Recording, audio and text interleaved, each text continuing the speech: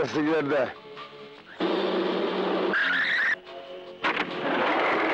কেমন আছো ওস্তাদ?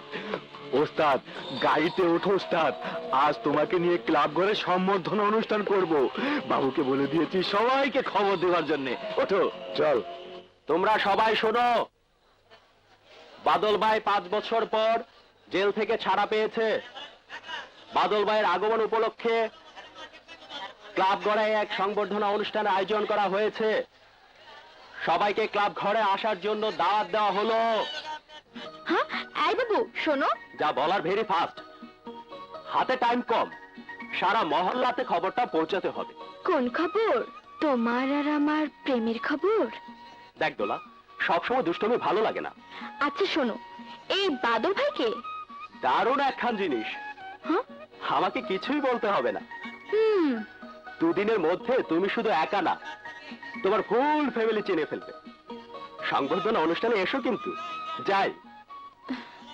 সম্বর্ধনা দেখতে চাই আর না চাই, তবে লোকটাকে আমার দেখতে হবে।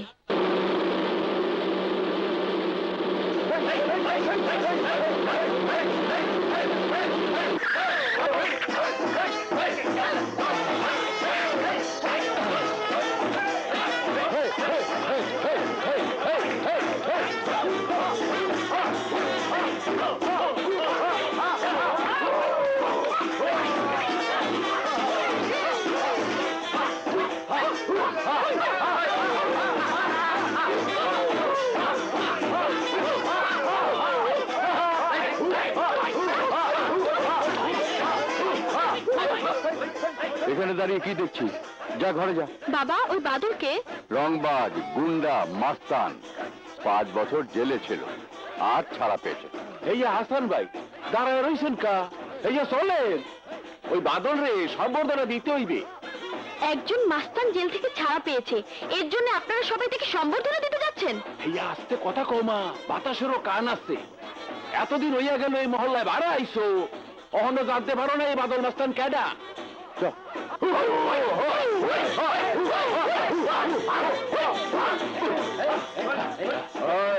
খোঁজ নিয়ে দেখ, আমার এই সম্বর্ধনা অনুষ্ঠানে কোন বাড়ির কারা কারা আসেনি, আমি ওদের লিস্ট চাই। বাবা বাবা বাবা শুনেছো, এই মহল্লায় যারা যারা বাদলের সম্বর্ধনায় যায়নি, বাদল তাদের নামে লিস্ট করতে বলেছে। আমাদের নামটা যদি উঠে যায় তাহলে কি হবে বাবা? তুমি বাদলের সম্বর্ধনা অনুষ্ঠানে যাওনি কেন? ইচ্ছে হয়নি, যায়নি। তাছাড়া বাদল আমাদের পরিচিত কেউ নয় যে তার সম্বর্ধনা অনুষ্ঠানে যেতে হবে।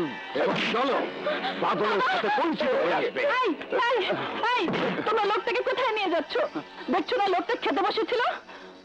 এই, তোরা জানোস না, বাদলের নাম শুনলে পেটের ভাত মুখ দিয়ে বেরিয়ে আসে। চল।